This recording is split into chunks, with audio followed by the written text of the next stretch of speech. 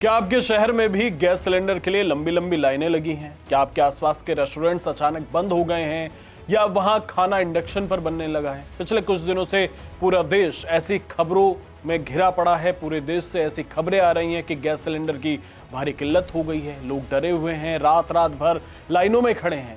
लेकिन सवाल यह है कि क्या वाकई में देश में गैस खत्म हो गई है या फिर इस अफरा तफरी के पीछे कोई और ही खेल चल रहा है?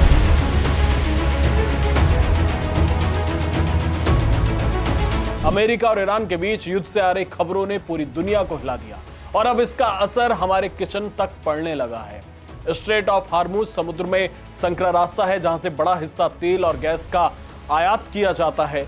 खबरों में यह बात फैल गई कि युद्ध की वजह से यह रास्ता बंद हो जाएगा और भारत में गैस की सप्लाई रुक जाएगी। इस वजह से देश में चारों तरफ अफरा तफरी मची हुई है।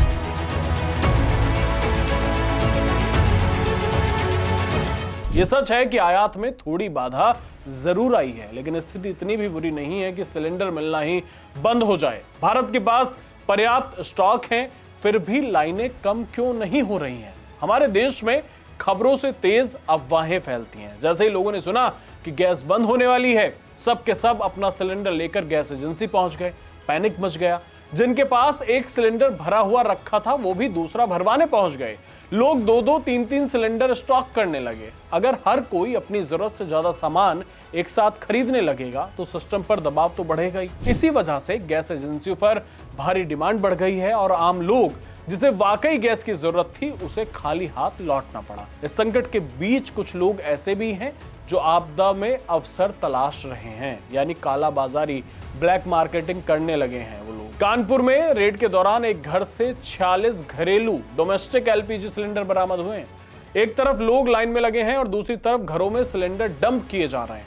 वाराणसी का हाल और भी बुरा है। लोग रात रात भर जागकर नंबर लगा रहे हैं। बिहार में हाल यह है कि जो घरेलू गैस सिलेंडर 900 1000 का मिलना चाहिए उसके लिए 1800 रुपए तक ब्लैक में वसूले जा रहे हैं। उधर मध्य प्रदेश में भी बुरा हाल है। भोपाल के बरखेड़ा पठानी इलाके में भारत गैस की एजेंसी पर खुलेआम कालाबाजारी चल रही है। 1918 रुपए वाला कमर्शियल सिलेंडर जो होटल और रेस्टोरेंट्स में इस्तेमाल किया जाता है वो ब्लैक में 4000 रुपए का बिक रहा है, यानी सीधे 2 गुने से भी ज्यादा दाम पर। अब जब सिलेंडर इतना महंगा मिलेगा तो छोटे रेस्टोरेंट्स वाले क्या करेंगे? कई जगह पर रेस्टोरेंट्स ने ताला लगा दिया है और जहां काम चल रहा है वहां गैस की जगह इंडक्शन चूल्हों पर खाना बनाया जा रहा है। यह स्थिति सिर्फ एक शहर की नहीं है, छोटे शहरों में भी लोग गैस रिफिलिंग के नाम पर ठगे जा रहे हैं। सरकार ने इस स्थिति को संभालने के लिए आवश्यक वस्तु अधिनियम लागू कर दिया है ताकि कालाबाजारी करने वालों पर नकेल कसी जा सके। लेकिन हकीकत यह है कि इस खेल में कई प्राइवेट एजेंसी संचालक, कर्मचारी और बिचौलिए मिले हुए हैं।